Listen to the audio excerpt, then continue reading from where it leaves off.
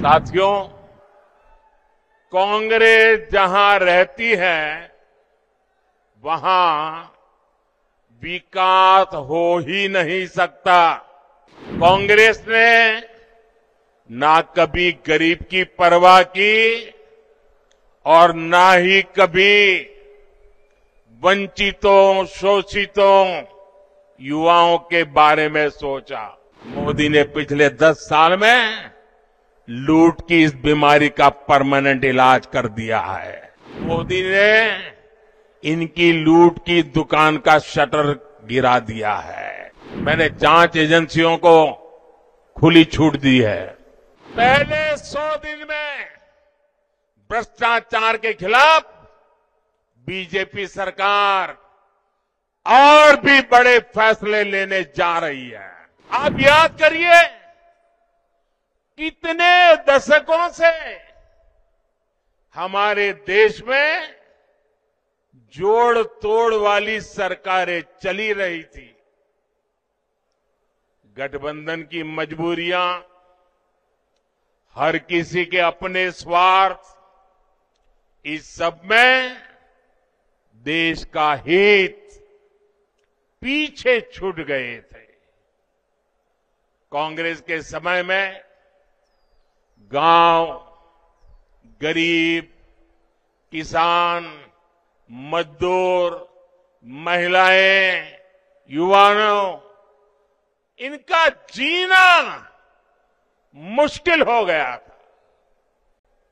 हर दिन अखबारों में या तो घोटालों की खबरें छपती थी या आतंकी हमलों की खबरें आती थी। लेकिन 2014 से देश में एक बड़े बदलाव की शुरुआत हुई। साथियों, कांग्रेस जहां रहती है वहां विकास हो ही नहीं सकता। कांग्रेस ने ना कभी गरीब की परवाह की और ना ही कभी वंचितों, शोषितों, युवाओं के बारे में सोचा। कांग्रेस के लिए यही कहा जा सकता है, एक तो करेला, दूसरे नीम चढ़ा। एक तो परिवारवादी पार्टी और दूसरा उतना ही भ्रष्टाचारी पार्टी। आप याद करिए, कांग्रेस सरकार में राजस्थान को लेकर कैसी खबरें आती थी। युवाओं के भविष्य से खिलवाड़ वाली पेपर लीक की खबरें आए दिन वही पढ़ने को मिलता था। अपराधियों और माफियाओं के बेलगाम अपराध की खबरें, बेटियों के साथ अत्याचार की खबरें, पानी की विकराल होती समस्या की खबरें, कांग्रेस सरकार में लूट की हिस्सेदारी को लेकर सिर फुटव्वल की खबरें आया करती थी। देश में राजस्थान की चर्चा केवल नकारात्मक कारणों से होने लगी थी। लेकिन जब से बीजेपी आई है, अब चर्चा पेपर माफियाओं पर हो रही कार्रवाई की हो रही है। अब खबरें अपराधियों पर कस रहे कानून के शिकंजे की आती हैं। यहां भाजपा सरकार के आने के 100 दिन के भीतर ही वर्षों से लटकी ईआरसीपी पर सहमति बन गई है। साथियों, ये जो देश के बड़े बड़े नामदार कांग्रेस और शाही परिवार के बड़े बड़े नामदार इस कामदार को गाली देते हैं।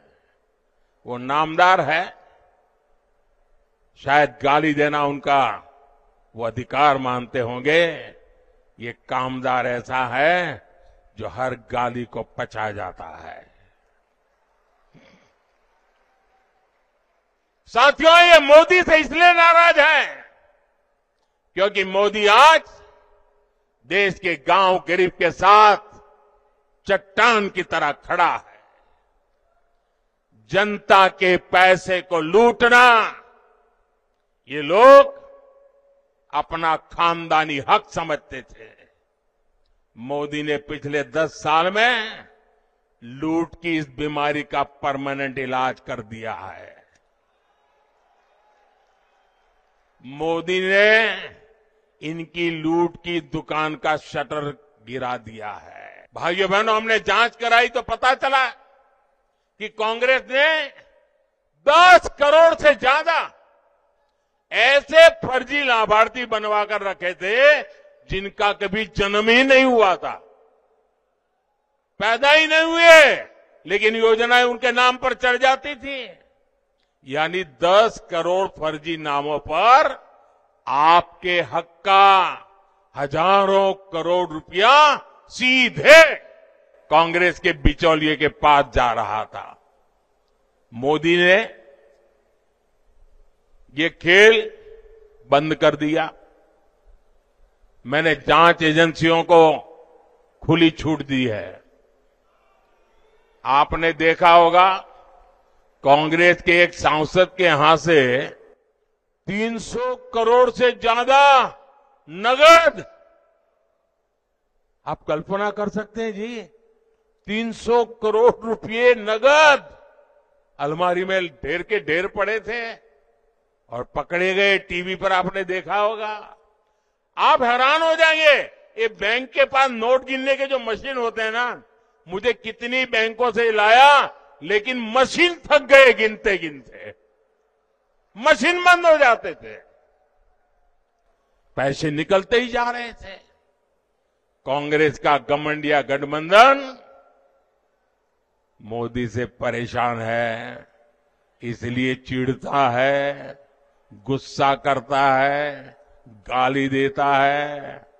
लेकिन कांग्रेस के लोग समझ ले, आप जितना कीचड़ उछालोगे ना, जितना कीचड़ उछालोगे, कमल उतना ही ज्यादा खिलने वाला है। और भाइयों बहनों, मेरी सरकार का तीसरा कार्यकाल बहुत दूर नहीं है। पहले 100 दिन में भ्रष्टाचार के खिलाफ बीजेपी सरकार और भी बड़े फैसले लेने जा रही है। मैं तैयारी करके बैठा हूं, सारी तैयारी शुरू कर दी है। और इसलिए मैं कहता हूं, 10 साल में जो कार्रवाई देखी वो तो ट्रेलर है, अभी तो बहुत कुछ होना बाकी है।